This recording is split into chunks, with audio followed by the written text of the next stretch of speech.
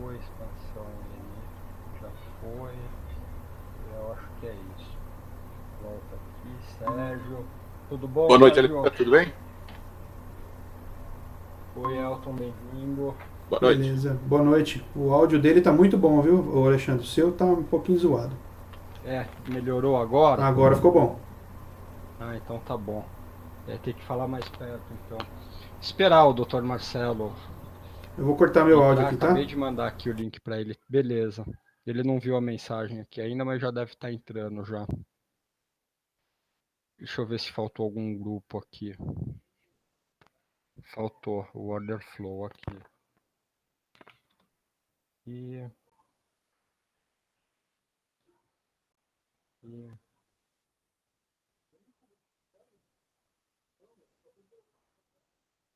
põe no mute aí. Bem-vindo aí, pessoal. Vamos aguardar aí o Dr. Marcelo. Já mandei o link aí para ele. Ele daqui a pouco deve estar ingressando aqui na reunião.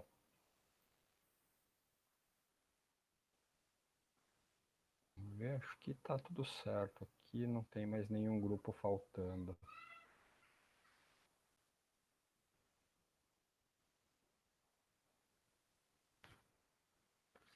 Aguardar todo mundo agora. É que o Dr. Marcelo acabou de ver o link aqui, deve estar entrando. Olha ele aí. Bem-vindo, Dr. Marcelo. Tudo bem com você? Seu áudio. Aí, agora sim. Tudo bom? Tudo bem? Boa Tudo noite. bom, graças a Deus. Deixa eu só ver se eu consigo ajustar uma. Desculpa, Dr. Marcelo, não consegui te entender. Vocês estão me ouvindo bem? Perfeitamente agora. Ótimo. Não, só estou tentando ajustar uma configuração aqui para eu entrar dentro do grid aqui, porque ele me joga para fora do grid aqui na visualização de tela. Ah, Mas isso é. Aí, pronto. Legal. agora sim. Aguardar mais uns minutinhos, só para dar tempo aí para todo mundo entrar, né? Acho que vai ter bastante gente hoje. Daí a gente já inicia. Maravilha. Isso é bom. Bastante gente é bom. É bom, é bom. Acho que o conhecimento que vocês têm aí do núcleo C tem que chegar em todo mundo, cara.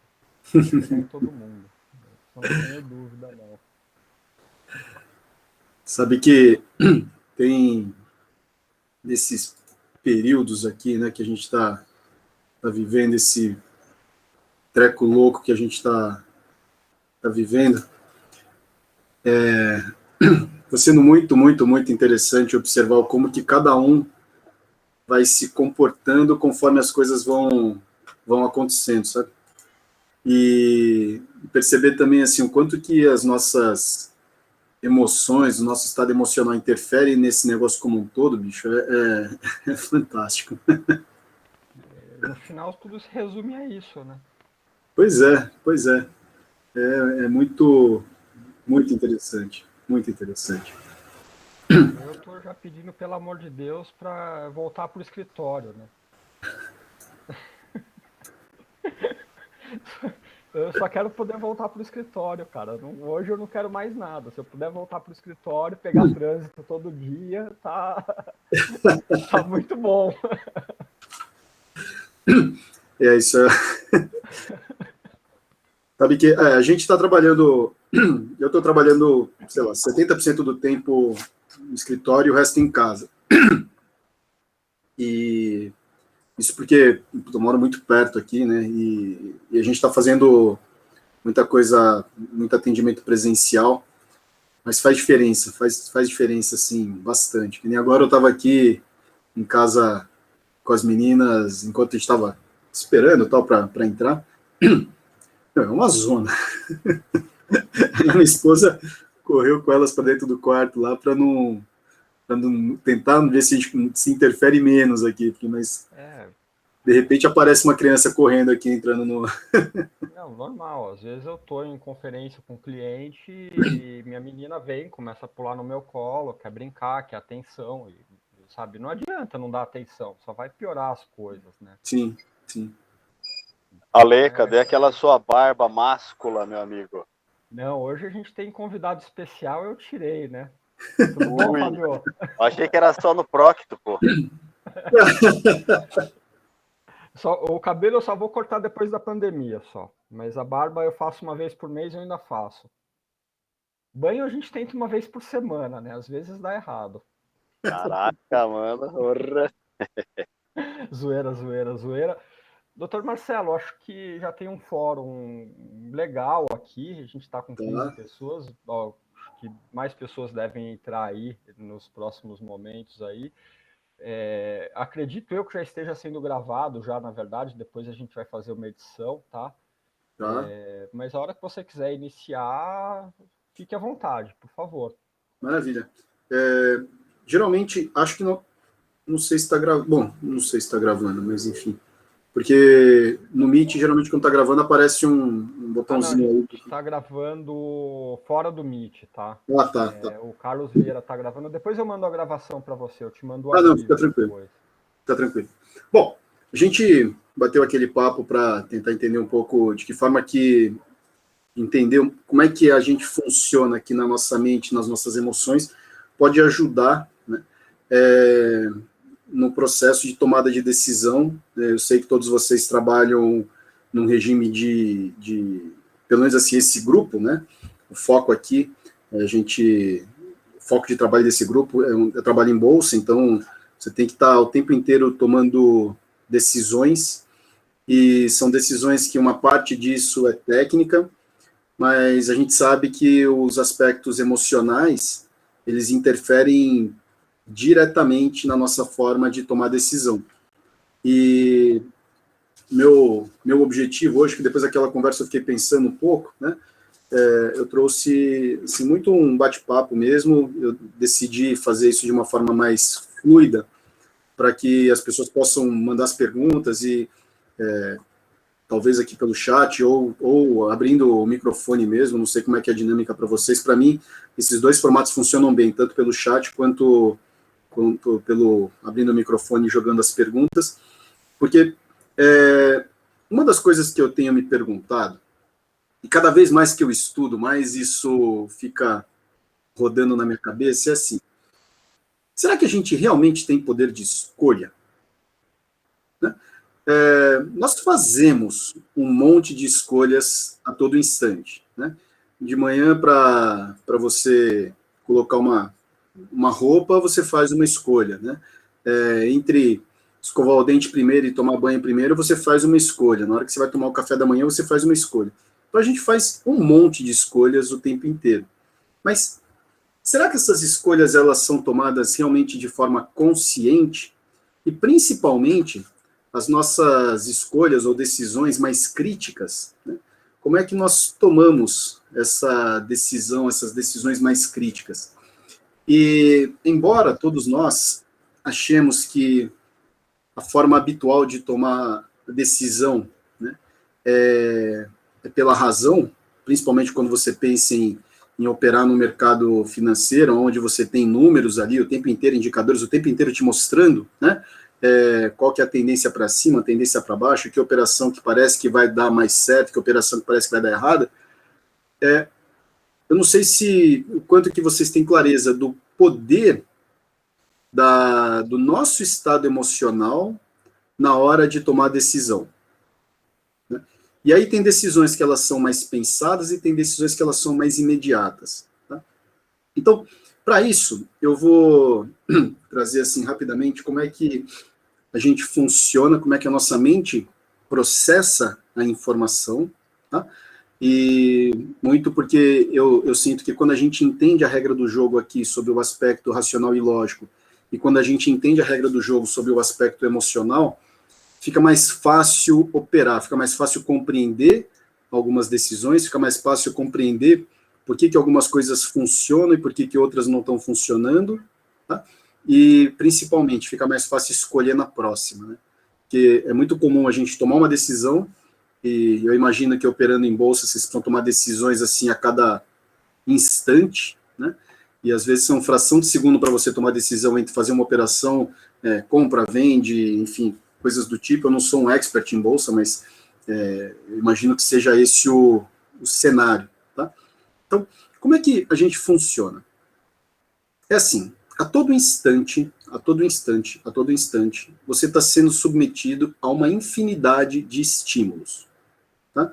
São estímulos visuais, são estímulos auditivos, são pensamentos que estão rodando na cabeça, você está prestando atenção no telefone, no computador aqui, aí tem alguém que te chama, tem um papel colado na parede ali com alguma coisa que você precisa fazer. O tempo inteiro tem um monte de estímulo, certo? E a nossa mente, ela não consegue captar todos esses estímulos simultaneamente. Até porque se a gente captasse e tentasse processar tudo isso simultaneamente, ia dar bug no cérebro, né? É muita informação, e boa parte dessa informação é uma informação que ela não é relevante no momento, ok? Eu imagino que vocês estejam sentados numa cadeira ou num sofá, e quem que estava prestando atenção até agora, né, porque agora vai prestar atenção, mas na pressão que a cadeira ou o sofá faz no corpo, certo? Quem que estava prestando atenção nisso até, sei lá, 30 segundos atrás? Ok? Mas a cadeira, o sofá está aí, né, embaixo de você. Então, esse estímulo, embora ele esteja presente, a minha mente não está levando a atenção para lá. Agora, se houvesse uma taxinha, né, nessa cadeira ou nesse sofá embaixo de você, banco do Uber, né? Alguém está colocando aqui. Se houvesse uma taxinha, certo? Você prestaria atenção? Por quê? Porque aquela taxinha é algo que incomoda, algo que fica te espetando, né? E a nossa mente, ela é deslocada para aquilo que parece ser uma ameaça no momento, tá? Então a gente tem um filtro inconsciente, tá? E quando a gente fala inconsciente é porque você não percebe, que seleciona de tudo aquilo que está acontecendo as informações mais importantes, ou que parecem ser mais importantes, né? Ou mais importantes, ou que gera em mim uma sensação de risco, de perigo, tá? E isso é muito rápido, O tempo inteiro você está diante de um monte de estímulo. O que acontece é o seguinte, né? Esse estímulo, quando ele é percebido, ele gera em você um primeiro sentir, né? Gera um primeiro impacto. Então, você está andando na rua e, de repente, você ouve um barulho. Pá! Certo? Esse estímulo, esse barulho, faz com que você tenha uma primeira apreensão, certo? Gera um impacto no corpo, e aí a sua mente vai entrar tentando decodificar aquele barulho, tentando dar um nome para aquilo. Por quê? Porque quando a gente consegue identificar, a gente consegue dar um nome, a gente consegue dar um significado para aquele estímulo, para aquele barulho, certo? Eu sei o que fazer a partir dali. Então, se aquele barulho for eu identificar como um estouro do escapamento de uma moto, né, eu não tenho muito o que fazer, eu não preciso me mexer. Agora, se eu identificar esse mesmo barulho como um tiro, certo? O que você vai fazer? Muito provavelmente, né, vai se abaixar, vai se proteger, vai tentar fazer alguma coisa para sair dali, ok? Se esse mesmo barulho você identifica como, sei lá, fogos de artifício, o Jean está colocando aqui, atirar de volta, né? Se for um bom atirador, e saber de onde está vindo, para não dar problema, certo? Então, se você identifica aquele mesmo barulho como fogos de artifício, né, você vai procurar de onde veio, né, para saber o que está acontecendo, qual que é o motivo do festejar ali. Tudo isso é muito rápido, ok? Então, a sua mente rapidamente identifica isso, ele gera um sentir no nosso corpo, esse estímulo. Esse estímulo, a minha mente entra tentando decodificar, tentando dar um significado para aquilo, dar um nome para aquilo, e dependendo do significado que eu dou, isso vai disparar em mim uma emoção. Tá? Se eu identifico como tiro, vai me dar medo. Se eu identifico como fogo de artifício, vai me trazer uma curiosidade. Essa emoção é a chave, o significado e a emoção são a chave do negócio. Tá? Por quê? Porque essa emoção, e esse significado que eu dou para aquele estímulo é que vai moldar o meu comportamento. Quer seja, a gente leva isso agora para o mercado, de ações, né? Você vê o gráfico subindo ali, aquela curva gera em você uma emoção, gera em você um impacto, gera em você um pensamento. Opa, tá indo bem. Ou, não tá indo bem. Certo? Instantaneamente aquilo gera uma emoção. Pode ser uma alegria, pode ser uma excitação, uma empolgação, um entusiasmo, pode ser medo. E a partir dessa emoção é que a gente tem os nossos comportamentos reativos. São aquele comportamento onde você aperta o botão antes mesmo de pensar, antes mesmo de perceber. Tá? Logo depois que a gente tem esse comportamento reativo, a minha mente consciente entra avaliando esse comportamento. Certo? Então, tudo isso é muito rápido, tá? É muito rápido. Para vocês terem uma ideia, entre um estímulo e um comportamento, tá? O tempo, muitas vezes, é de menos de meio segundo. Então, é muito rápido esse processo acontecendo. Você olha o gráfico, aperta o botão, e aí você faz uma transação, que é uma transação que você olha o resultado desse comportamento e fala assim, isso aqui foi legal. A sua mente entra e fala assim, pô, bacana, valeu a pena, alimenta o centro de recompensa no cérebro, quero mais. Você aperta o botão, você olha o resultado daquele comportamento e avalia. Pô, não valeu a pena. Né? Se você já estava com medo, o que vai acontecer com medo? Certo? Ele começa a aumentar um pouco. Aumentando o medo, aumenta a insegurança. Certo?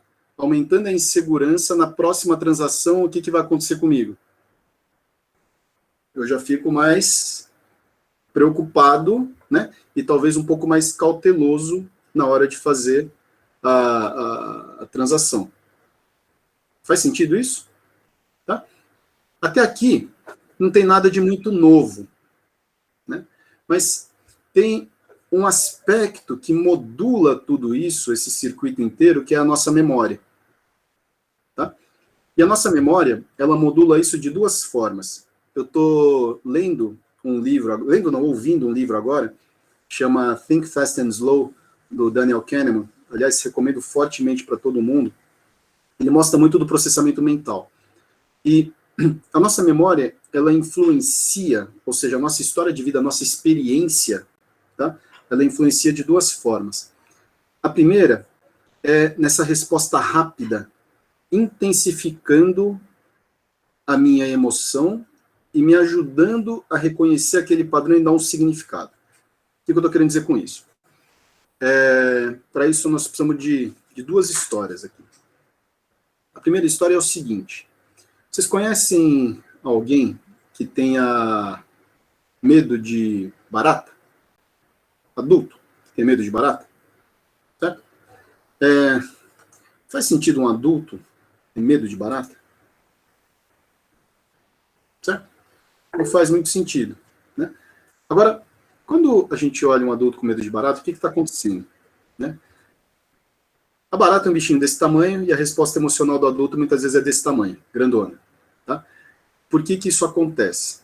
Isso que eu estou falando de barata, nós podemos levar isso para todas as relações interpessoais, nós podemos levar isso para todas as transações que você for fazer, para todas as decisões que você vai tomar, tá? Ou que você toma. Como é que começa esse medão de barata? Né? Começa com a criança, lá na infância, né, sentado no chão da casa da mamãe, a barata resolve passear pela cozinha, a mamãe olha ali a barata, olha a criança e dá um berro. Na hora que a mamãe olha a criança, olha a barata e dá um berro, a criança fica com medo e associa barata com medo. Ok? 2 semanas depois, a criança está na casa da vovó, vê a mesma barata, ou outra barata, não importa. Lembra daquela vez anterior onde ela viu a barata e associa de novo, barata com medo, só que lembra daquele medo, o medo aumenta. Ok?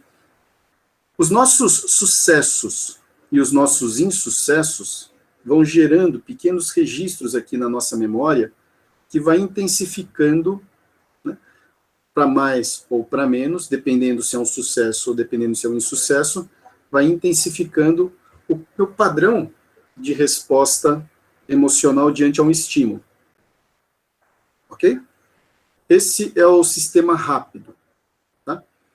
Agora, dependendo do que eu tenho de experiência de vida, dependendo do quanto que eu já fiz, né, daquele tipo de procedimento, quanto que eu já fiz daquele tipo de operação, quanto que eu já fiz aquele tipo de transação, a minha mente consegue rapidamente reconhecer padrões.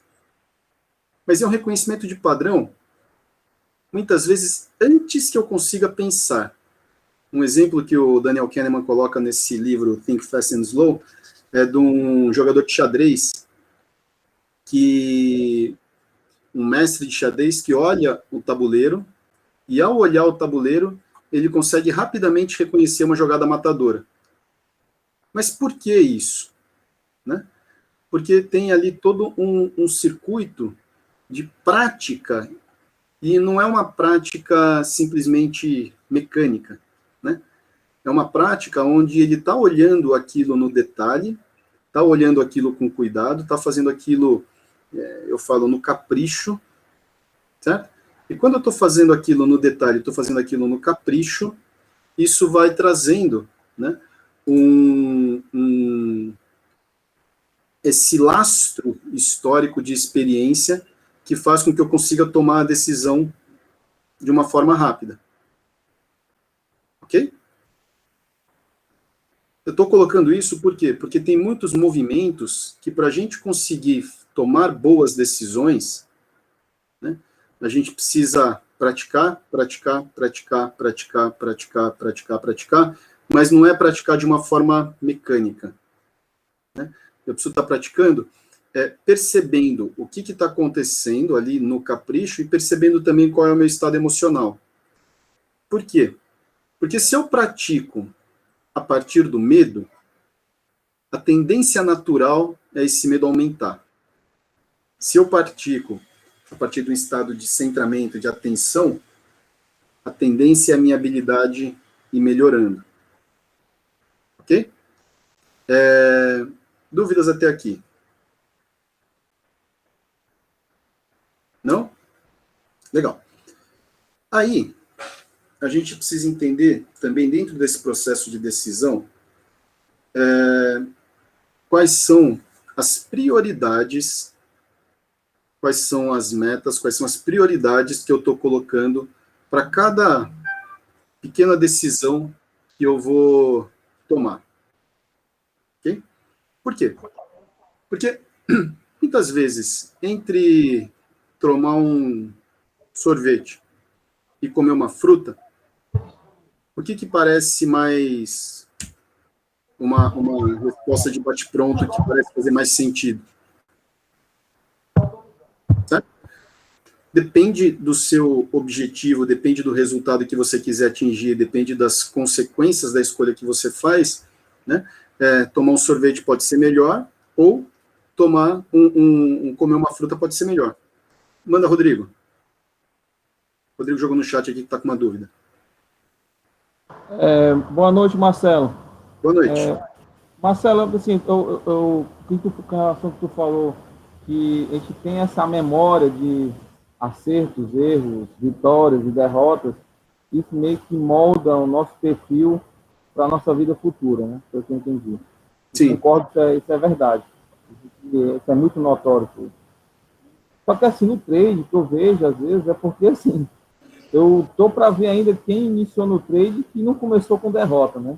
É meio que o inferno que todo mundo inicia. Alguns continuam no inferno, outros conseguem botar um pouquinho o pescoço para fora, e quem bota um pouquinho para fora, às vezes não compartilha. Aqui também no nosso grupo aqui, eu acho que isso é um diferencial bastante grande, que a galera compartilha bem, mas só que a gente começa sempre com derrota, né? Então tu fica meio que mal trabalhando no início com o medo. O medo geralmente te persegue para tu começar um trade. E aí, quando tu ganha, tu tem medo de perder depois o que tu ganhou. Isso é aquele velho dilema. Tu ganha de manhã e tu perde à tarde. Tu pobre, tu rico. E assim vai, entendeu? Lógico, quando tu começa ganhando, lógico, é muito bom, entendeu? Mas assim, praticamente não conheço ninguém que começou o trade, mesmo estudando, mesmo aquele lá, vou ficar lá meses estudando antes de começar a operar conta real. Quando opera conta real, tá com os burros na água. Então, assim, para esses casos, que a gente começa sempre com a derrota, entendeu? Como a gente deve proceder, porque assim, fica aquela imagem visual, fica aquilo cravado na tua cabeça, o medo inicial, entendeu? E é muito difícil, entendeu? Eu, às vezes, me falo muitas vezes, putz, podia ir mais e não consigo, mas porque eu fico com medo, entendeu? Exatamente. E às vezes não evoluo mais por causa disso. Excelente, a sua pergunta é excelente, Rodrigo, e é por isso que eu trouxe esse tema, tá? De como é que a nossa mente funciona, como é que a gente processa. Primeira coisa é que treino é treino, jogo é jogo, né? É uma coisa meio básica, mas o nível de adrenalina e o nível de risco, tá? Porque o medo é uma emoção que ela surge quando o meu sistema está identificando algum tipo de risco, algum tipo de perigo, né? E se eu sei que eu estou numa conta de treino, né, vamos dizer assim, ok? Eu sei que ali a maior perda que eu vou ter, né, não vai ser financeira, vai ser do meu orgulho de ter começado a fazer lá um negócio e não ter dado certo. Mas isso eu posso zerar e começar de novo, posso zerar e começar de novo quantas vezes for, com um risco muito baixo, certo? Agora, o medo, ele é um sentimento que vem na hora que eu estou percebendo algum tipo de risco. E na hora que eu entro no jogo para valer, né, é muito natural que o risco agora aumenta, né? É um risco financeiro, é um risco de você ganhar, é um risco de você perder. Se a gente fica rodando nesse circuito automático de agir e reagir a partir do medo, ok? A tendência natural, né? Quando... Quer ver? Experimenta fazer o seguinte, todos vocês, né? Não pensem em maçã. Não é para pensar em maçã, tá? Quem pensar em maçã vai ter muito azar na vida inteira, o resto da vida. Certo? O que acontece aqui dentro, né? Quando você dá esse comando para você, não pense em maçã? É natural que a minha atenção toda vai para a maçã, aí eu tento apagar a maçã, quanto mais eu tento apagar a maçã, pior fica mais bonito fica a imagem da maçã, certo? Não posso ter medo, não posso ter medo, não posso ter medo, é a mesma coisa, né? Então, como é que a gente faz para lidar com o medo, em primeiro lugar? Tá? Primeiro, tá? Observa qual é o tamanho real do risco, certo? Quando a gente fala em números, fica muito fácil você tangibilizar qual que é o tamanho real do risco, né? Uma coisa que eu faço comigo, tá? Muitas vezes, quando eu estou num cenário de muita incerteza, eu construo na minha cabeça e às vezes eu rabisco no papel qual seria o cenário de catástrofe. Tá? Quando eu estou com muito medo de alguma coisa, de fazer um movimento, quando eu estou muito inseguro para fazer uma escolha, eu rabisco qual é o cenário de catástrofe. Fazendo essa escolha, qual seria o cenário de catástrofe. Tá? Por quê? Porque na medida em que eu determino qual é o cenário de catástrofe, eu começo a olhar, encarar o famoso bicho-papão de frente. Sabe? Quando você está na dúvida, né? Faço ou não faço, compro ou não compro, né? Fecha a negociação ou não fecha a negociação, entendeu? Muitas vezes a gente está na dúvida, não é pela decisão em si, mas ela pela consequência que aquela decisão vai gerar e quais são os julgamentos que eu vou fazer a respeito de mim mesmo e a respeito do outro por conta daquela decisão. Então, o problema não é, assim, não é que o problema não é perder, né? Perder é ruim. Mas o problema é que a gente fica depois remoendo aquela perda de uma forma infinita. Entende? Então, como é que a gente começa a sair dessa parada, né? Uma das coisas que ajuda muito, e por incrível que pareça, ajuda demais, pode parecer besteira, mas ajuda demais, é ajustar a postura do corpo. Tá? Eu não sei quantas vezes vocês percebem a postura do corpo e a respiração, tá? Quando você está muito entretido no negócio. E, de maneira geral, a gente entra numa postura mais comprimida, né? Mais retraída. E essa postura mais retraída, ela intensifica o medo. Então, se eu quero mudar o estado, a primeira coisa é dar uma esticada, muda um pouco a postura do corpo. Isso é bem rápido, tá?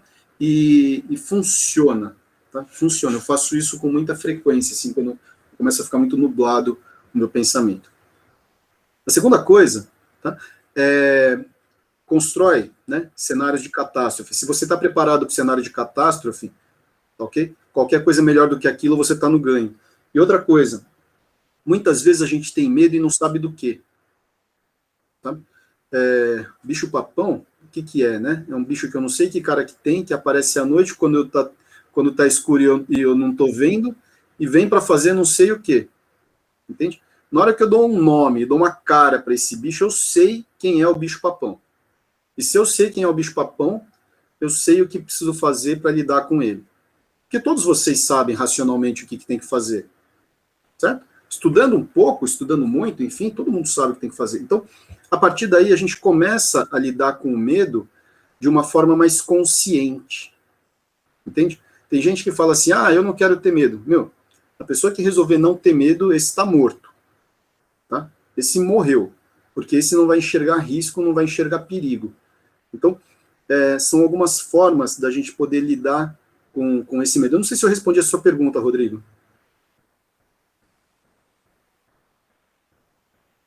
Sim, respondeu parte, mas ainda eu estou na mesma celeuma ainda. Não, assim, esse desbloqueio, como desbloquear isso? Entendeu? Eu também tento fazer outras técnicas parecidas com o que tu está falando, mas ainda assim é difícil. É difícil porque a gente começa a vida no trade perdendo, de cara logo. Sim. Uns mais, outros menos. E isso fica cravado, entendeu? Às vezes eu tenho uma boleta que eu tenho aqui que eu perdi uma grana legal e eu olho para ela, às vezes. Quando eu penso em fazer merda, eu olho para ela. Aí eu boto a cabeça em si e não arrisco. Mas, assim, o medo sempre ele te persegue, porque quando você tem medo, você pode ainda sobreviver. Também ser muito audaz, às vezes, se dá mal, entendeu? Mas, assim, o desbloquear ainda para mim, pelo menos pessoalmente, é complicado, não é fácil, entendeu? Tá. Aí para desbloquear isso, tem mais uma outra coisa, tá? Precisa entender qual é a intensidade desse medo. Se esse medo for muito intenso, tá ok? Se ele tiver muito, muito intenso, a gente vai ter que olhar um pouco para a história de vida, porque o que pode estar acontecendo é a história do medo de barata, né? O que eu estou querendo dizer com isso? Em algum momento da vida, não só no trade, mas antes do trade, por exemplo, pode ser que tenha tido algumas situações onde você arriscou e se deu mal, arriscou e se deu mal, arriscou e se deu mal, aí esse medo começa a ficar muito grande, tá? Começa a ficar muito grande. E aí talvez, para olhar isso, se tiver muito intenso desse jeito, para olhar isso, às vezes é melhor fazer isso num setting individual, porque tem técnicas que ajudam a desbloquear esse medo e trazer ele mais para um nível um pouco mais proporcional ao tamanho do estímulo, tá? Zerar o medo, você não vai. E se zerar, como eu falei, está morto. Agora, uma outra forma de você desbloquear esse medo ajudar, né, a desbloquear esse medo, é pegar esse trade que você falou aí que está marcado na sua frente e fazer um processo de tentar não relembrar o trade, mas relembrar o que estava acontecendo um instante antes de você tomar aquela decisão. O que estava acontecendo no seu cenário ali? Aonde estava o foco? Onde estava a atenção? Né? O que estava acontecendo aqui e aqui? Entende? Porque, de repente, isso vira um ponto de aprendizado. Né? Como você mesmo colocou, aquilo está colado na sua frente para você lembrar, né, de, tem hora que não adianta eu ser muito audacioso, eu preciso jogar seguro para eu não ganho muito, mas eu também não perco muito. Entende? Então, dá para fazer esse processo de tentar voltar um pouco antes. O que estava acontecendo um pouco antes de eu tomar aquela decisão? Porque aí está o aprendizado da coisa. O aprendizado não está na consequência. Na consequência também, mas o grande aprendizado está o que estava acontecendo um pouco antes de eu tomar aquela decisão, tá? De eu fazer aquela ação, de eu fazer aquela transação. Esse é um ponto importante, tá?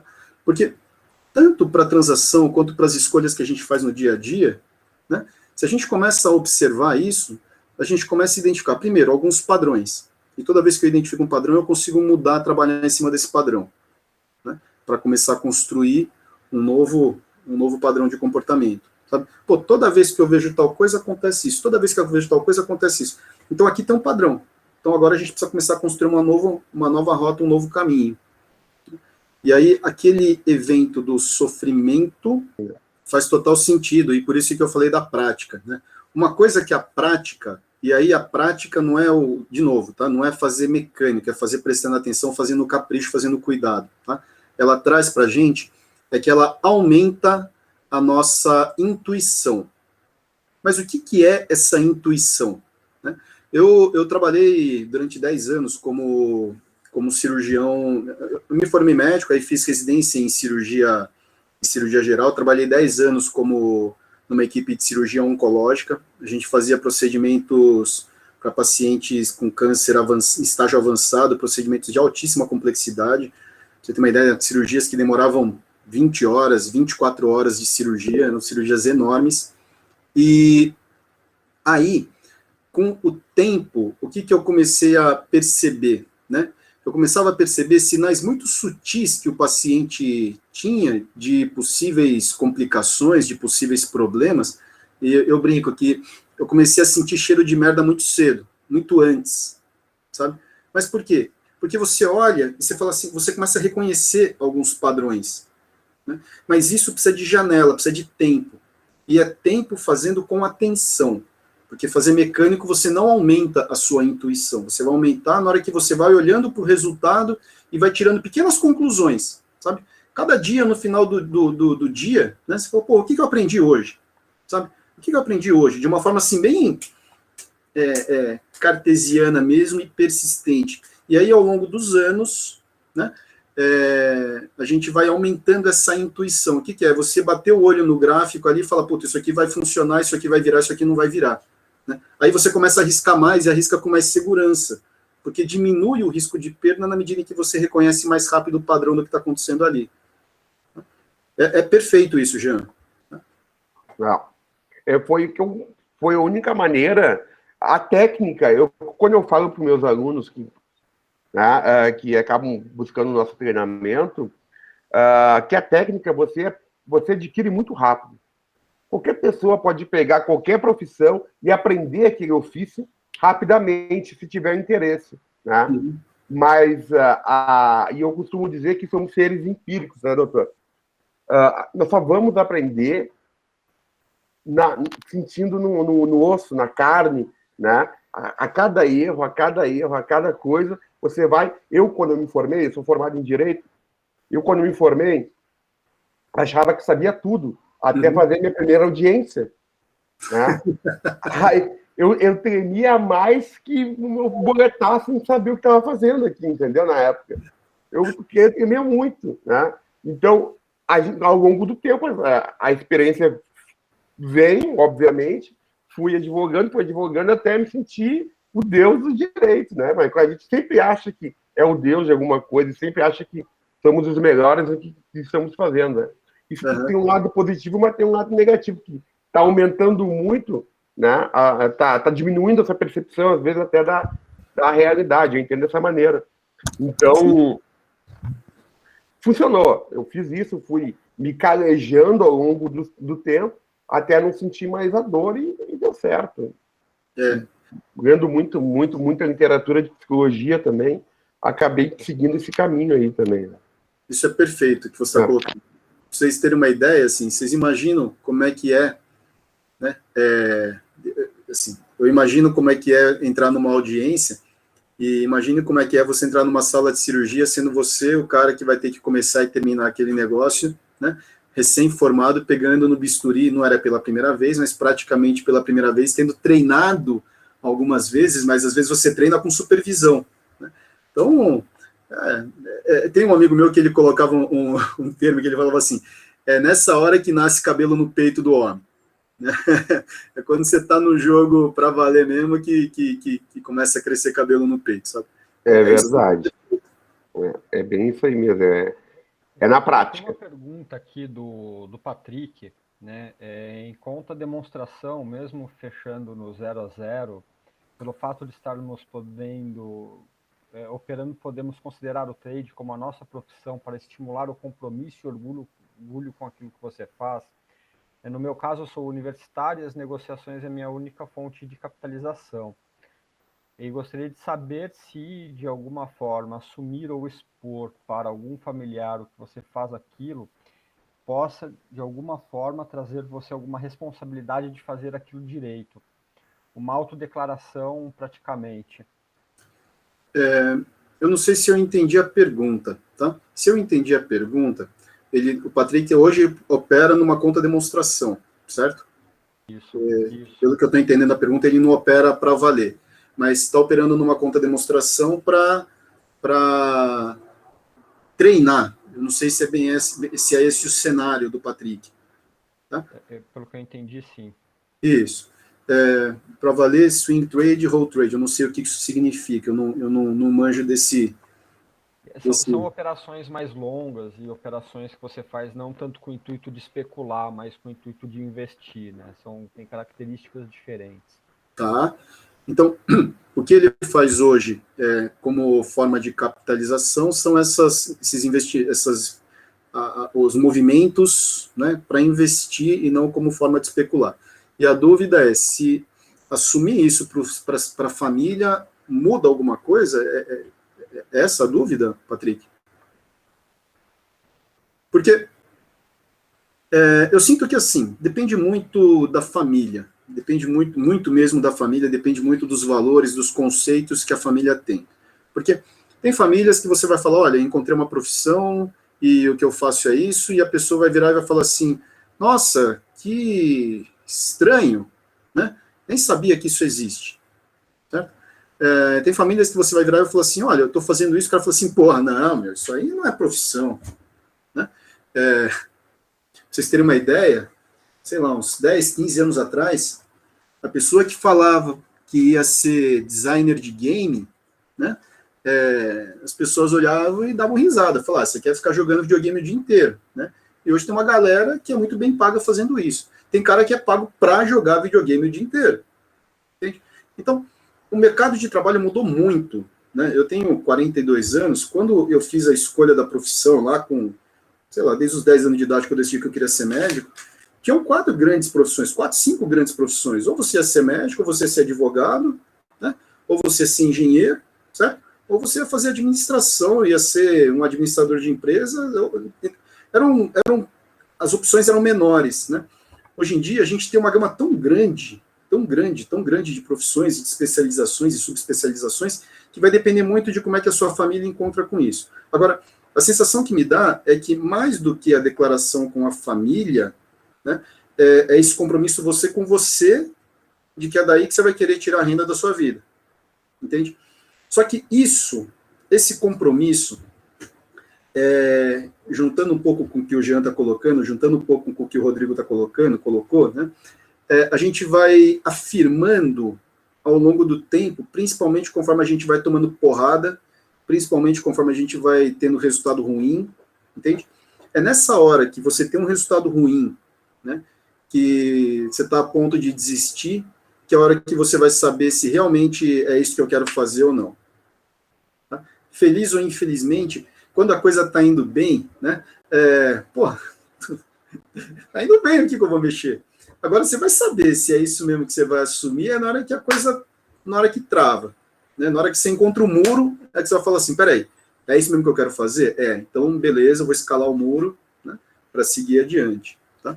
Então, acho que é muito mais uma autodeclaração para você mesmo do que para a família. Agora, se a família entende, né, e apoia, muito legal. Você vai contar para a família, para os caras ficarem enchendo o saco, também precisa avaliar se vale a pena ou não. Né? Depende do grau de encheção do saco que você está a fim de aguentar e de tolerar das pessoas. Tá?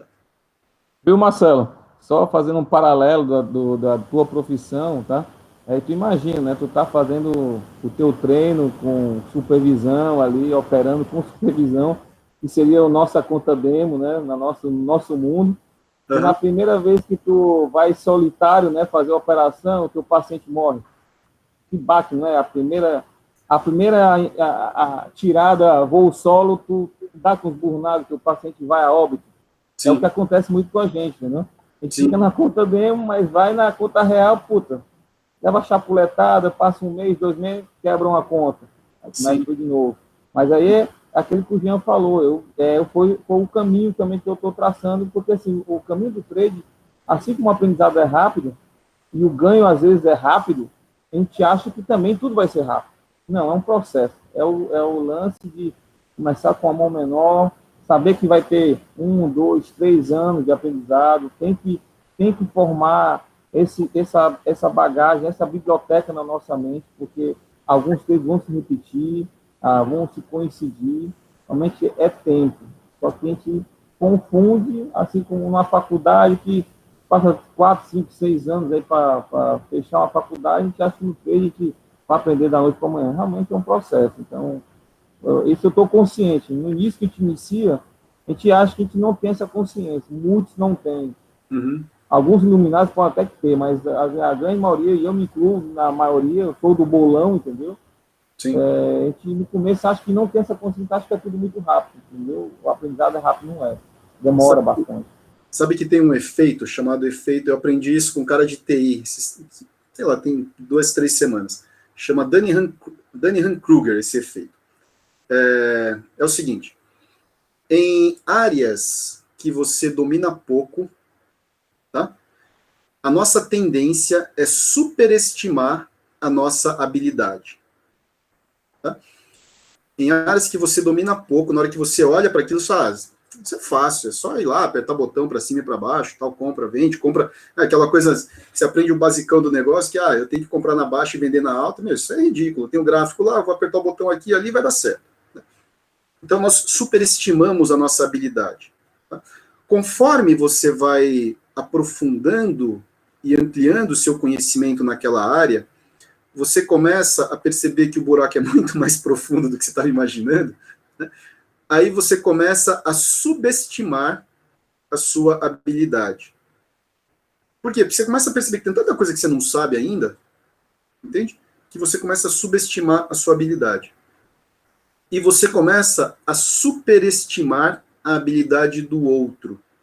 Porque você olha o outro e fala assim, esse cara deve saber a mesma coisa que eu, né? Então eu jogo uma palavra ali como se a pessoa estivesse entendendo e muitas vezes a pessoa não está. Eu estou superestimando a habilidade do cara. Entende? Então, isso tudo faz parte desse processo de aprendizado, da gente entender e ter essa consciência de que no começo vai parecer fácil. E quando você ganha a primeira, você ganha a segunda, primeira cirurgia que a gente aprende a fazer, o que é? É operar apendicite e operar hérnia, que são cirurgias simples, entende? Até você ter a primeira recidiva, que é quando a cirurgia não dá certo. Aí você vai operar esse negócio, é um puta trabalho, é uma merda operar recidiva de hérnia, porque eu operei algumas, é uma bosta a cirurgia, entende? Aí na hora que você opera a primeira recidiva, você fala, putz, eu preciso prestar mais atenção na hora de fazer a cirurgia, porque na hora que isso aqui der errado de novo, a merda que vai dar é muito grande. Então, a gente vai aprendendo realmente, né, com o tempo, com as porradas, e vai calejando mesmo, como foi a palavra que o Jean usou. Tá? Tem mais um ponto aqui que eu gostaria de trazer para vocês, é o seguinte. Muitas vezes, nós estamos dentro de um cenário, tá, onde aquele que seria o ideal, ou o idealizado, aquilo que nós imaginamos que seria a solução ideal ou idealizada, ela não está disponível no momento. Tá? Não sei se vocês já se pegaram nessa situação, né? O ideal seria que tal coisa acontecesse para eu conseguir reverter. O ideal seria que, sei lá, aconteceu comigo nesse período pandemia, né? O Núcleo C é uma empresa de treinamento, a gente tem 22 anos, e basicamente era uma empresa de treinamentos presencial, trabalhando no esquema offline, 100% presencial, a gente tinha muito pouca coisa que a gente fazia na web.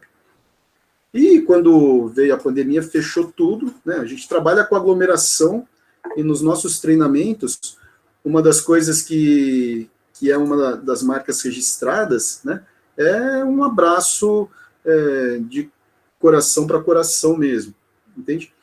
E nesse momento de pandemia não dá para fazer isso, certo? E aí a gente precisa fazer o quê, né? Eu preciso olhar quais são as opções viáveis e escolher aquela que parece ser menos pior. Tá? A gente pode chamar isso de plano de contingência, a gente pode chamar isso de stop loss, a gente pode chamar isso do nome que quiser. Mas tenha clareza que tem horas que você vai precisar decidir por aquilo que parece ser a opção menos pior. que na real é a melhor opção viável naquele momento. Entende? E muitas vezes a gente toma essa decisão, né, nesse menos pior, e fica remoendo depois, sabe? Puta, mas se isso não tivesse acontecido, né? Se meu pai fosse mulher, eu tinha 2 mães, não tinha um pai e uma mãe, sabe? Isso não leva a gente para lugar nenhum. Tá? Então, uma vez que você decidiu tomar uma decisão, fazer um stop loss ali, né, entenda que era a melhor opção disponível, viável no momento. Tá? Isso vai fazer diferença para você não ficar brigando com você lá na frente. Tem aqui nos comentários um chat Leandro falando, eu tenho um emprego com carteira registrada, queria largar o serviço para ser trader, meu sonho é ser trader, tenho a minha cabeça, está estudando isso faz 1 ano e meio. Esse mês estou de férias para ver se em 30 dias eu vou me dar bem na profissão de trader, se está certo com esse pensamento. Leandro, aí talvez o pessoal do grupo aqui vai poder te ajudar melhor do que eu, tá? nessa resposta. Não faça essa loucura, pelo amor de Deus. Esse pessoal vai poder te ajudar melhor do que eu, porque eu não tenho experiência como trader, para falar assim que eu não tenho experiência nenhuma. A única vez que eu resolvi me aventurar no mercado de ações, foi quando eu estava perto da eleição, acho que da Dilma, se não me engano, da reeleição, da eleição da Dilma, se não me engano. Eu sei que foi uma época que Petrobras estava vindo, sei lá, 20, 25 reais, e aí começou a cair, né? Aí começou a cair, eu falei, porra, legal, cara, vou comprar, essa porra não vai quebrar, vou comprar, né? Aí comprei, tipo, a 16, aí continuou caindo, comprei a 12, chegou em 10, eu falei, meu Deus do céu, que merda que eu tô fazendo aqui? Ah, Marcelo, você tem experiência na área também, então, né? Quando bateu 8, eu falei assim, das duas, uma, ou eu compro mais, ou eu vendo, ou eu deixo essa porra quieta. Eu falei, quer saber, meu? Eu olhei o quanto que eu tinha colocado de dinheiro ali, não era muita grana, mas era uma grana razoável. Eu falei, vou dar essa porra pro perdido. Esquece, larga lá. Aí, 2 anos depois, foi subindo, ganhei, sei lá, R$1.000 na transação, foi ridículo. Mas, então, eu acho que tem esse lance, né? O Patrick pediu para repetir aqui sobre a melhor opção viável, tá? Então, aqui é o seguinte, muitas vezes você tem algumas opções, fazer um stop loss, para empresas, isso funciona desse jeito, tem hora que você tem que chegar na sua empresa está dando prejuízo, você tem que falar assim, né? Ou eu fecho a empresa, ou eu vendo, ou eu faço alguma coisa para diminuir drasticamente o meu custo, senão isso vira uma dívida impagável. Puta, não era o que eu queria, não era... Cara, não era, mas é a melhor opção viável no momento. Entende? Nesse caso da Petrobras, eu olhei para o tamanho da perda, olhei para o cenário de catástrofe, falei assim, perder 30 pau é ruim, entendeu? Mas foda-se, a gente vai ficar com um aprendizado, né? No final das contas, lá na frente, 3 anos depois, deu certo, eu ganhei R$1.000. Mas é isso, né? De qual que é a melhor opção viável no momento? Não, eu estou precisando da grana. Meu, vende. Entendeu? Vende. Ah, é uma bosta. Não adianta ficar chorando e se criticando depois. Tá? Patrick está colocando aqui, às vezes, se eu tivesse feito isso depois de um movimento de preços. Exatamente. Aqui tem um outro jeito de explicar esse lance, que é assim, eu chamo isso de síndrome do comentarista esportivo. Tá? Esse foi o termo que eu criei, que eu batizei. O que acontece com o comentarista esportivo? Né? Ele pega o jogo do domingo, que aconteceu lá no domingo, né? Final da Copa do Mundo, Brasil e, sei lá, Argentina, né? E 45 do segundo tempo, o Neymar com a bola, né? Indo na direção do gol, vê um atacante correndo assim, né? Do lado ali, e em vez de chutar por gol, ele cruza, o atacante chuta a bola, erra, né? E o Brasil perde ali a chance de ir para prorrogação, por exemplo. Aí o comentarista esportivo faz o quê? Pega o jogo do domingo, né? Vai assistir na segunda-feira, numa cadeira confortável, telão, não sei o quê, né? Reconstrução 4D, aquela porra toda, e vai analisar o lance. Aí ele vira e fala assim, né, o lance um instante antes do Neymar chutar, congela a câmera, né, vira lá com 3D e fala assim, porra, Neymar, se você tivesse chutado de 3 dedos, dado uma curva na bola, tinha matado o goleiro e, porra, tinha feito o gol. Você já fez isso 22 vezes. Entendeu? Por que, Neymar, que você cruzou pro zagueiro, pro atacante que estava todo desequilibrado ali, tinha um zagueiro marcando o cara e o cara chutou para fora? Certo? Para que serve programa de mesa redonda? Para que serve isso? Tem uma função, duas funções. A primeira é para dar audiência. Certo? Os caras ganham dinheiro com isso. Mas a gente pode usar isso de uma forma positiva se, na próxima vez que eu tiver numa situação parecida, eu escolher diferente. Tá? Agora, ficar criticando a decisão do Neymar de ter cruzado ao invés de ter chutado para o gol não vai resolver nada. Primeiro, não muda o resultado do jogo. E segundo, vai você ser o Neymar, final de Copa do Mundo, 50 mil neguinhos torcendo contra você, 45 do segundo tempo, você cansado, correndo, desequilibrado, o zagueiro de 2 metros nas suas costas, fungando aqui no seu cangote, e você tem uma fração de segundo para decidir entre cruzar e chutar para o gol. O cara tá pedindo a bola, certo? E no lance anterior você chutou e errou. Ok? Então o que a gente faz muitas vezes com as nossas decisões? A gente pega aquela decisão, a gente pega aquela fotografia e tira ela do contexto e vai criticar. Entende? Vai analisar no sentido de criticar. Então, pô, eu, né, como o Patrick está colocando aqui, se eu tivesse feito isso depois de um movimento de preço, né, eu tinha ganho muito dinheiro. Legal, você tem bola de cristal. Né? Como a gente não tem, a gente tem que analisar naquele instante o que me fez tomar a decisão. Pô, tomei a decisão porque eu estava com medo de perder. Legal, estava com medo de perder. Na próxima, sabendo desse medo, eu posso ou avançar um pouco em cima do medo, certo? Então, aí eu vou aumentando um pouco a minha tolerância ao medo, ou ver que tipo de outras informações, né, poderiam me auxiliar a ter tomado uma decisão melhor. Ok? Faz sentido isso para vocês? Tá? Que mais? Dúvidas? Total. Doutor Marcelo, em um momento você comentou sobre o estado de estar presente e centrado, né? Sim. Não sei se aqui está todo mundo familiarizado com esse termo e sabe se colocar nesse estado, que eu acho que é o mais importante, né? Perfeito. É como se perceber que primeiro eu preciso ir para esse estado, porque eu não estou num estado adequado, e o que eu posso usar de ferramenta para entrar de fato nesse estado? Legal. Eu vou devolver a pergunta de uma forma simples, tá? Porque tudo na vida da gente, ou quase tudo na vida da gente, depende de treino, né? E se eu fosse entrar para fazer trade, qual que seria o primeiro passo? Entende? Por que eu tô jogando de volta a pergunta? Porque eu tenho 27 anos estudando autoconhecimento, estudando isso. Então, tudo que eu trouxer de informação para vocês, né, é uma informação de um treco que, porra, eu treino essa merda todo dia, 22 vezes por dia, certo? Então, primeiro passo de tudo isso, o que eu sinto que é? A gente começar a perceber, a se dar conta mesmo, o que eu tô sentindo a cada instante.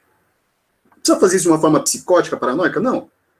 Pega os eventos principais do dia, né, e começa a perceber em você o que é. Porque tem gente que sente medo e nem sabe que aquilo chama medo. Tá? É muito louco isso. Tá? Mas 2 anos e meio atrás eu comecei a atender um cara que ele é um dono de uma transportadora grande no Nordeste e o cara está crescendo, puta, ele dobrou de tamanho nos últimos 3 anos, assim, então tá a curva de crescimento fodida. E eu venho acompanhando eles, venho ajudando eles nesse processo. E quando a gente começou esse trabalho, ele virou e falou assim, eu tô estressado, tô muito estressado. Eu falei, tá legal, mas estressado é o quê? Você tá com raiva, você tá com medo, você tá triste, o que é? Ele falou, porra, não sei. Eu falei, então vamos descobrir, esse é o primeiro passo. Por quê? Cada emoção traz consigo uma mensagem para a gente. É como se fosse uma lâmpada no painel do carro. Tá? Acende uma lâmpada vermelha no painel do carro, o que você precisa fazer? Né? ou você precisa parar num lugar para analisar e tentar entender o que é aquela lâmpada, tá? Porque se você não entender o que é aquela lâmpada, uma hora vai dar alguma merda no seu carro. Aquela lâmpada pode ser simplesmente a lâmpada do freio de mão que está puxado, e aí a forma é fácil de resolver. Mas para isso eu preciso conseguir interpretar o que aquela lâmpada que acendeu no painel do meu carro está querendo dizer. Ok? Então, o primeiro passo que eu diria assim, para a gente poder começar a entrar em estado de presença e estar presente no momento, no estado de equilíbrio, de centramento, né, é eu começar a perceber as minhas emoções, perceber quando eu estou com raiva, perceber quando eu estou com medo, perceber quando eu estou triste, tá? E se você tiver com muita raiva, se você tiver com muito medo, se você tiver muito triste, tá? E se for possível, ok? Cara, não entra para operar, tá? Vai dar merda, porque essas emoções nublam a nossa decisão. Mas eu tenho que fazer, porque, isso aqui é o meu trabalho e eu tenho que fazer. Legal. Tem algumas formas da gente rapidamente começar a vir para um estado de equilíbrio. Isso vai funcionar para sempre? Não, mas é um remédio rápido que ajuda ali como um band-aid. Tá? Uma delas é alinhar bem a coluna, né? Que muitas vezes a gente fica muito assim, né? Alinhar bem a coluna e tomar uma respiração de uma forma bastante consciente, assim, levando toda a sua atenção só para a respiração. Porra, mas esse negócio de respirar... Cara, experimenta agora, né? Onde você está aí, eu sei que vocês estão com a câmera fechada, não tem problema, mas alinha a coluna, entende? Do jeito que... Imagina que tem um fiozinho que puxa você do topo da cabeça lá para cima, né? Esse negócio de meditação não é meditação porra nenhuma, é fisiologia, tá? É fisiologia. Eu sou médico e alinha a coluna, puxa a respiração e solta o ar de uma forma consciente. Isso, faz isso mais uma vez. Só isso. E vê o que acontece com o seu pensamento quando você leva toda a sua atenção para a sua respiração. Vê se dá para... Experimenta agora. Respirar profundo e pensar ao mesmo tempo. Vê o que acontece.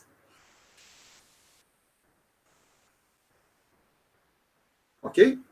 Esse simples fato de respirar começa a fazer com que a gente perceba o que está acontecendo aqui dentro. Tá? Aí o segundo passo que eu diria que assim, uma vez identificado a emoção que eu estou sentindo, se é medo, eu vou ter que buscar qual é o risco. Medo está mostrando para mim que tem algum tipo de perigo. Se é raiva, tá, que eu estou sentindo, tem alguma necessidade minha que não está sendo atendida. Essa é a mensagem que a raiva está disparando para você. Tem alguma necessidade sua que não está sendo atendida. Né? E muitas vezes essa raiva não tem nada a ver com o trade. Tem a ver com, sei lá, seu filho que não está te obedecendo, né? Aquele amigo que você emprestou o negócio e o cara nunca mais devolveu, certo? Ou sua mulher, seu marido que está enchendo o saco, entende? Às vezes não tem nada a ver com aquilo que você está fazendo, mas na medida em que eu entendo, né, qual é a minha necessidade, eu começo a dar função para essa emoção. Ok? E não tento simplesmente não sentir. Tristeza está mostrando que tem algum tipo de perda. Né? Essa perda pode ser algo significativo. Geralmente a tristeza vem de uma perda significativa. Ok? Então, perdi um ente querido, ontem eu entrei e fiz uma puta atrapalhada, perdi um monte, perdi uma puta grana, enfim. Na medida que a gente identifica isso, tá? Aí eu vou me perguntar, tá legal, o que eu quero fazer hoje? Tá? Essa percepção faz com que a gente pare de negar as nossas emoções. Na medida que a gente para de negar as nossas emoções, a gente começa a identificar e dar função para ela deixa de ser um inimigo. Certo? Ela deixando de ser um inimigo, e eu pergunto, o que eu vou fazer hoje? Né? Respira, alinha a coluna e respira. Tá? Você começa a trazer você para o estado de momento presente. Tá? É claro que a partir daqui tem uma jornada longa, né? Para cada vez mais estar nesse espaço equilibrado e cada vez mais conseguir voltar mais rápido para o estado de equilíbrio. O lance não é ter que permanecer o tempo inteiro nesse estado de equilíbrio, Mas uma vez que acontece alguma coisa que você perde a boa, o que eu faço para voltar mais rapidamente para o centro? Tá? E uma das coisas que ajuda muito é alinhar a postura. Tá? Ajuda muito, muito, muito alinhar a postura. Tem um comentário aqui do Felipe falando interocepção e mindfulness, isso é perfeito. Tá? Mindfulness ajuda nesse processo. Agora, muitas vezes, se o que eu estou sentindo é muito intenso, é uma tristeza muito intensa, é uma raiva muito intensa, é um medo muito intenso, a gente tem que olhar também se, sob o aspecto psiquiátrico, eu não estou num quadro de ansiedade como patologia, eu não estou num quadro de depressão como patologia, tá? Porque isso precisa ser tratado, e se isso é um problema de hardware, tá? Ansiedade como patologia, depressão como patologia é problema de hardware. Aí precisa de medicação, precisa de procurar um psiquiatra, precisa de medicação para voltar para o eixo. Medicação e terapia.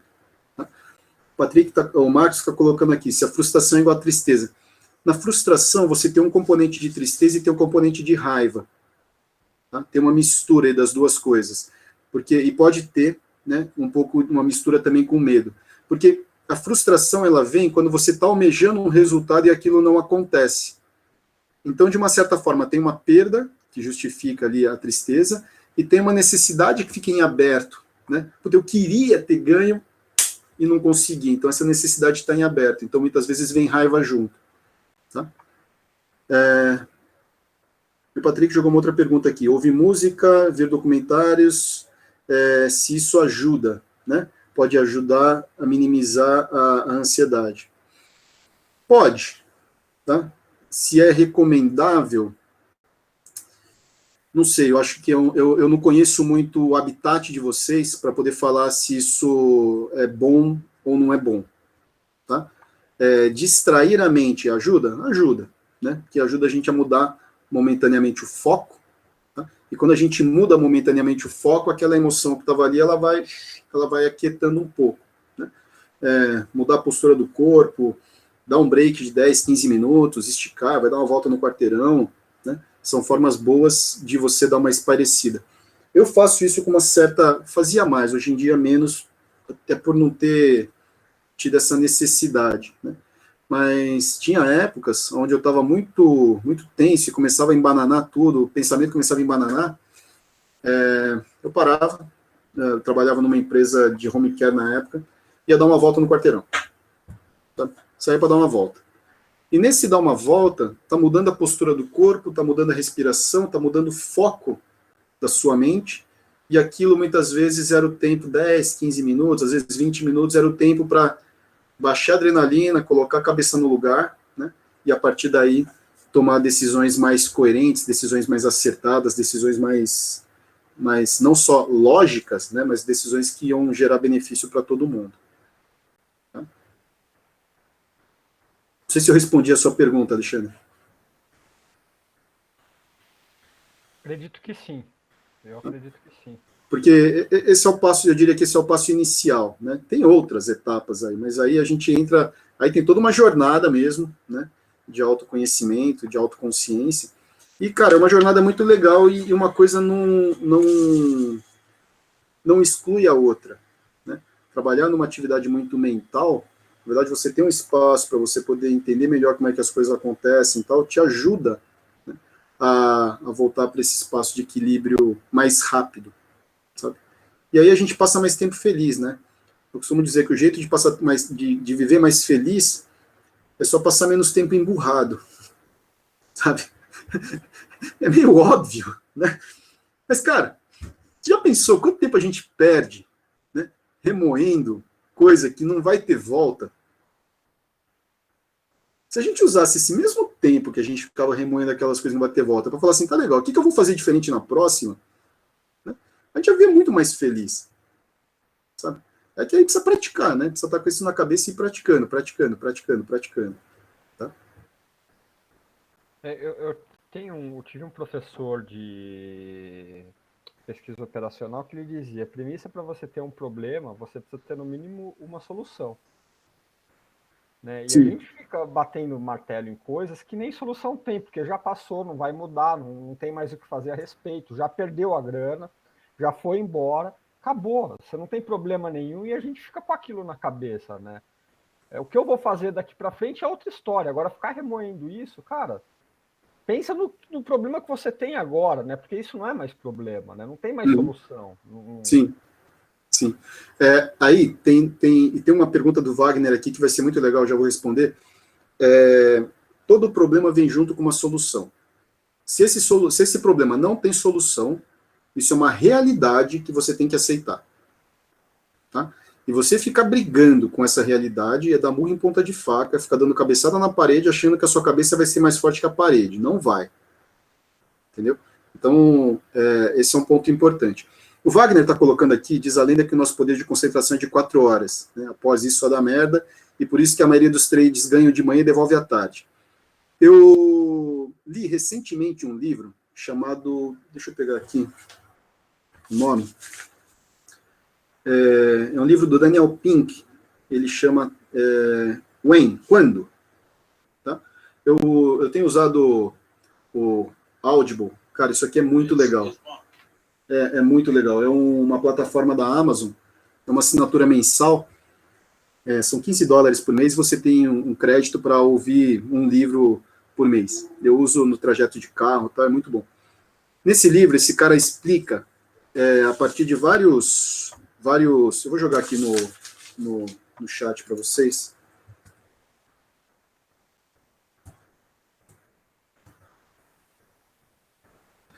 Precisa ver a tradução em português, deve ser timing ou quando, alguma coisa assim. O que ele explica? Isso, na verdade, não é ele que fez a pesquisa, tá? Ele compilou muitas pesquisas científicas falando sobre timing das coisas. E, fazendo curta história longa, o que eles perceberam? Nós temos um ciclo biológico, um ritmo circadiano, você já deve ter ouvido falar disso em algum momento, né? E cada pessoa tem um desenho no ritmo circadiano. Esse ritmo circadiano, a nossa atenção e as nossas decisões, elas tendem a ser melhores e mais acertadas no período da manhã para a maior parte das pessoas. Aí, depois do almoço, e no período do meio da tarde, ali das 14 às 16 horas, a gente tem uma queda no cortisol, e essa queda no cortisol diminui a nossa atenção e diminui a nossa capacidade de raciocínio. Tá? E isso faz com que a gente tome decisões piores. Tá? Esse mesmo cara, ele trouxe um outro estudo, e esse estudo que eu vou falar agora, o Daniel Kahneman também traz um livro dele, que é o seguinte, eles avaliaram as decisões tomadas por juízes americanos em cima do... Isso é muito louco. O cara tem lá uma pilha de processos para ver se ele dá liberdade condicional ou não para o preso. Tá? E aí começaram a analisar a taxa de liberdade condicional que os juízes americanos davam de acordo com o tempo. E de acordo com o tempo depois de algumas pausas. O que eles notaram? Logo no primeiro horário da manhã, logo depois do almoço, a taxa de sim para a liberdade condicional e para uma análise mais detalhada, e que isso referia, né, uma análise mais detalhada do processo, aumentava muito. E quando ia chegando perto da hora do almoço, a taxa de decisão a favor do preso era praticamente zero, antes do almoço. E no final da tarde a mesma coisa. Aí, o que eles fizeram? Olharam para isso e falaram assim, tá, e se a gente inserir um break no meio do caminho, vamos ver o que acontece. Inseriram uma pausa, 20 minutos, meia hora, no meio da manhã e uma pausa no meio da tarde. A curva. Logo de manhã, o cara dava muitas decisões favoráveis aos presos, aí isso ia diminuindo, aí tinha um break, isso voltava no nível quase igual, né, àquele nível inicial, aí tinha outro break, isso aumentava de novo e tinha esse aspecto serrilhado, ou seja, depois de um intervalo, depois de uma pequena pausa, o nosso poder de análise aumenta. Tá? E o poder de concentração aqui, nosso, a gente tem picos de concentração, e esses picos de concentração, eles duram, em média, tá? 30 a 40 minutos. Ok? Depois disso, a sua atenção cai, a sua produtividade cai para qualquer tarefa, para qualquer atividade. tem um método, não sei se vocês já ouviram falar, o método Pomodoro, né? Que ele é? Um reloginho de 25 minutos que ele fala, faça aquilo que você está fazendo por 25 minutos, depois para, dá um break, mais 25 minutos, e você vai fazendo isso, vai quebrando isso ao longo do dia. Por quê? Exatamente para dar o tempo da sua mente zerar, descansar, certo? Daquilo que está fazendo, para você voltar com o pico de atenção no máximo de novo. Outra coisa, o nosso cérebro só funciona com açúcar. Glicose é o único alimento para o cérebro. Tá? Então, quando a gente faz períodos, né, você come e aí você passa muito tempo sem comer, começa a cair o nível de glicose no cérebro, o cérebro como máquina começa a não funcionar legal. Okay? Aí você fala assim, porra, então eu vou ter que comer a cada 2 horas alguma coisa, né? Não, ajusta, né, as refeições de uma forma que fique saudável, mas de uma forma também que você tenha, de tempos em tempos, essas pequenas cargas de glicose. Entende? Porque isso ajuda a manter o cérebro em alta. Não precisa ser uma carga grande, porque às vezes você fala, vou comer um chocolate e come a barra, né? Não, come um quadradinho. Às vezes isso é suficiente só para dar uma recarregada na bateria. Tá? Então, isso é muito legal mesmo. E por isso que muita gente devolve à tarde, porque o poder de decisão à tarde é pior.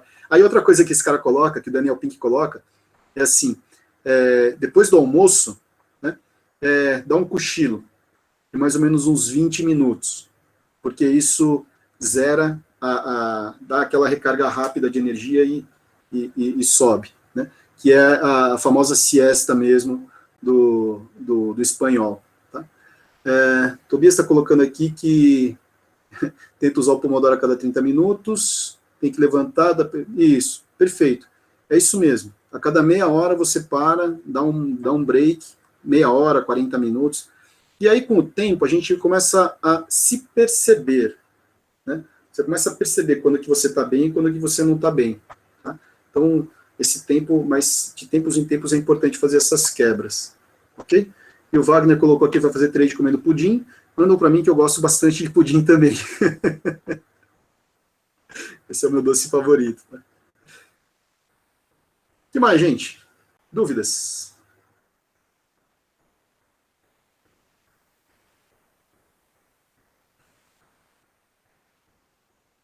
Fala, Patrick. Patrick tem mais uma dúvida aqui.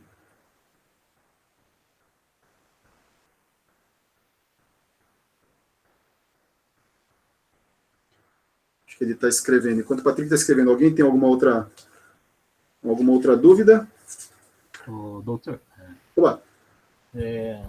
eu ouvi dizer que, às vezes, quando a pessoa tem um trauma muito grande, aí diz que é bom também a questão da regressão, né?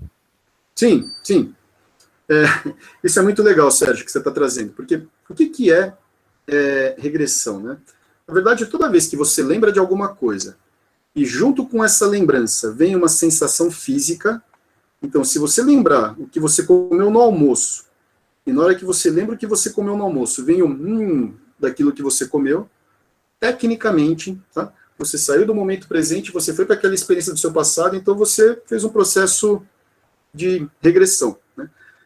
Algumas pessoas acham que regredir é voltar lá dentro das catacumbas, não sei o que, não tem nada a ver com isso. Toda vez que você acessa uma memória, tá? Junto com uma emoção, você está no processo regressivo. Tem um filme chamado Ratatouille, eu não sei se vocês assistiram.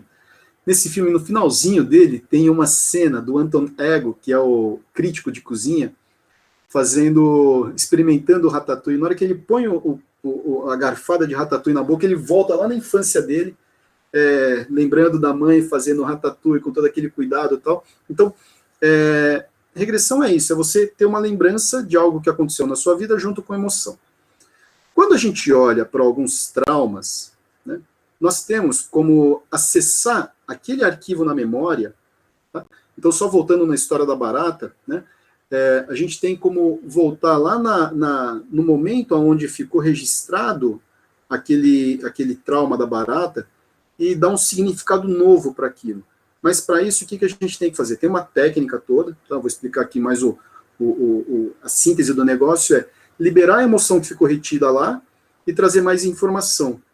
Na hora que a gente muda, porque a nossa memória é plástica, né? A nossa memória ela não é estática, ela é plástica. Então, quando você muda o significado que você deu para alguma coisa que aconteceu lá atrás, trazendo mais informação e liberando a energia da emoção, aí aquele evento deixa de ser um evento traumático, né? A lembrança que vem dele já não vem mais carregada de tanta emoção, e isso faz com que a gente passe a ter uma resposta emocional no momento presente, mais proporcional ao tamanho do estímulo. Então, assim, fobia de barata, trauma de barata, dá para resolver em 40 minutos. Tá? Em um atendimento de 40 minutos dá para resolver isso daí. Eu tenho feito isso com uma certa frequência. Essa técnica, o Marcos está colocando aqui, isso é PNL, né? Na verdade, contando um pouco da minha história e um pouco da história do núcleo, eu conheci a PNL em 94, fazendo um curso de programação neurolinguística para adolescentes. Aí depois eu fiz o Practitioner em 98 e o Master Practitioner em 99. Conclusão que eu cheguei da programação neurolinguística é que assim, ela tem muitas ferramentas legais para a gente poder trabalhar um monte de coisa aqui dentro da cabeça. Mas hoje a gente usa a PNL, né, hoje no núcleo, a gente usa a programação neurolinguística associada a uma série de outras técnicas que a gente foi aprendendo ao longo do tempo e junto com a própria experiência, para fazer esse processo de uma forma muito rápida e sem precisar ficar passando pelo sofrimento. Né? Porque muitas vezes a gente olha e fala assim, puta, mas eu vou ter que olhar para aquela história de novo, tal, não sei o quê. Então, isso dá para fazer de uma forma muito, muito tranquila em atendimento individual. Tenho feito atendimento individual, tanto presencial quanto por videoconferência, e funciona assim super bem, super bem. E aí tem uma série de histórias que a gente vai limpando, né, da nossa história de vida, e por isso que eu coloquei, né, pro Rodrigo no começo, né, dependendo da história que tem ali, no set individual a gente consegue ajustar isso rápido, tá? E de uma forma praticamente indolor, né? Isso é muito legal. Ok, pessoal? Valeu, doutor. Obrigado. Vamos lá. O Tobias está colocando aqui, lembrar o momento-chave, ressignificar com mais detalhes e dando uma outra roupagem. É mais ou menos isso, tá? O que a gente precisa aí dentro desse processo é identificar o momento do trauma, né? Trazer mais informação, liberar a energia da emoção para conseguir ressignificar e dar, mas não é só o relembrar, né? Tem um acesso que a gente faz muitas vezes à mente inconsciente, tá? Então tem todo um processo aqui para fazer isso. Se alguém quiser mais informação, depois eu deixo, eu vou deixar aqui no chat o meu telefone, e me manda mensagem. O Alexandre tem meu telefone. Eu coloco no grupo o site, seu telefone, enfim. Perfeito. O link lá no YouTube, Twitter, vou mandar tudo, fica tranquilo. Perfeito. Fiquem Faço absolutamente à vontade para me perguntar o que vocês quiserem, tá? O Patrick está colocando aqui, atualmente enfrenta o problema em relação a executar a estratégia de trading, quando a condição é bem favorável, para entrar, tentamos criar várias desculpas para não executar, ou acaba ficando relaxado demais. Eu não sei responder essa pergunta, Patrick, eu nem sei o que é estratégia de trading, então, não sei se alguém pode ajudar o Patrick aqui nessa resposta. O que eu entendo disso que está sendo colocado, né, é que às vezes a gente entra nesse espaço meio relaxado porque a gente acha que o jogo está ganho. Tá? Não sei se é isso, né? E geralmente quando a gente entra relaxado porque acha que o jogo está ganho, aí é onde acontece a merda, né? Aí que geralmente a gente cai do cavalo. Mas eu não sei se é isso que você perguntou aqui.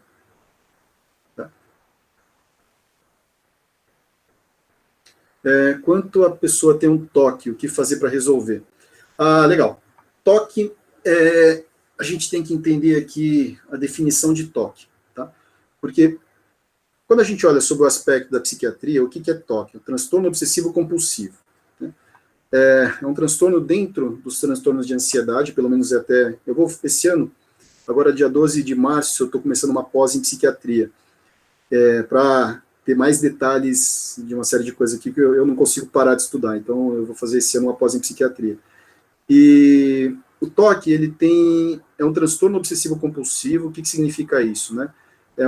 A pessoa tem pensamentos recorrentes, e geralmente esses pensamentos recorrentes têm um teor, né, de algo negativo, e geralmente esse pensamento vem numa forma: se eu não fizer isso, vai acontecer aquilo, e aquilo geralmente é uma catástrofe.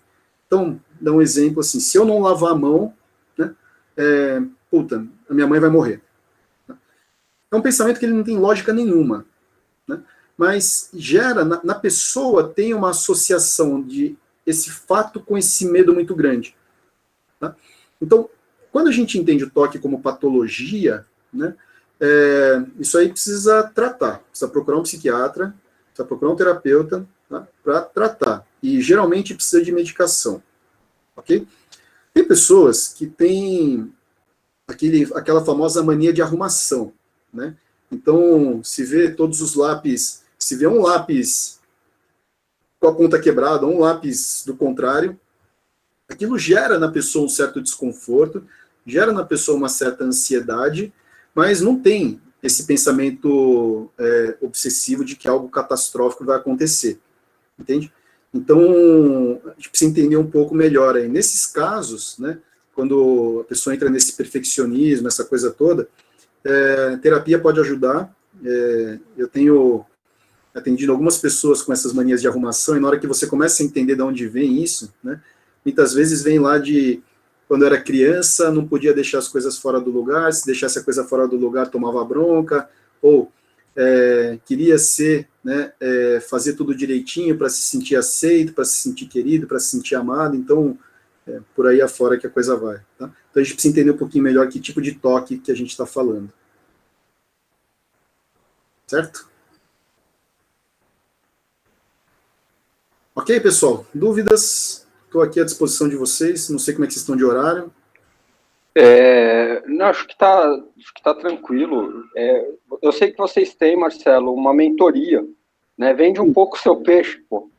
Ah, legal. Obrigado, Alexandre. Sabe que fazer comercial é a coisa que eu preciso aprender na minha vida, né? É uma habilidade que eu preciso aprender na minha vida. O que eu venho fazendo hoje? Assim, a gente tem algumas iniciativas com foco em autoconhecimento, tá? Um deles é a Academia Núcleo Ser.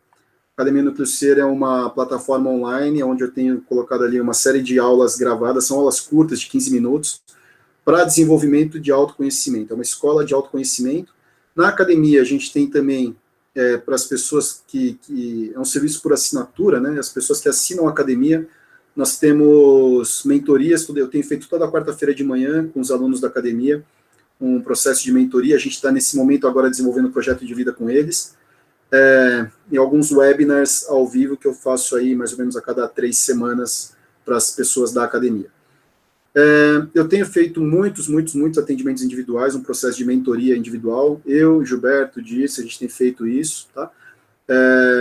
Por que eu chamo de mentoria e não de terapia, né? Porque o conceito que as pessoas têm de terapia é que é aquela coisa que você vai toda semana, senta para conversar e para falar do que aconteceu na semana e tal. Eu não trabalho assim, né? Uma das coisas que eu aprendi muito na cirurgia, né? Primeiro, é que para cada doença tem um remédio, né? Não dá para tratar asma com cirurgia, mas também não dá para tratar apendicite com floral. Então, eu busco muito, né, para cada caso, e dependendo do caso, dependendo da situação, ver qual que é o melhor o tratamento, vamos dizer assim, ou o aconselhamento, ou o caminho que vai ser melhor para aquela pessoa diante do problema que ela está trazendo. E eu sempre busco, em vez de ficar brigando com o comportamento das pessoas, porque, eu tenho que deixar de ser ciumento. Cara, isso não vai conseguir deixar de ser ciumento. Entende? O que ela precisa entender é qual é o medo que tem por trás daquilo, ressignificar aquilo, trazer uma estratégia para poder ver aquilo de uma forma mais ampla. Aí a gente mata a causa raiz do problema. Na hora que a gente mata a causa raiz, o comportamento muda, sem a pessoa precisar ficar fazendo muito esforço, né?